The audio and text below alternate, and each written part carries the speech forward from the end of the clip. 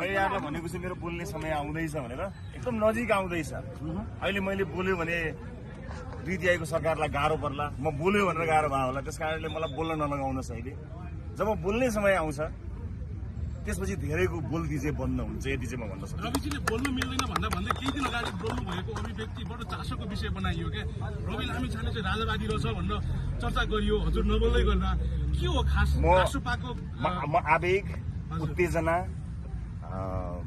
मा छैन, हजुर, किनभने मुलुक एउटा गम्भीर अवस्थामा आएको छ।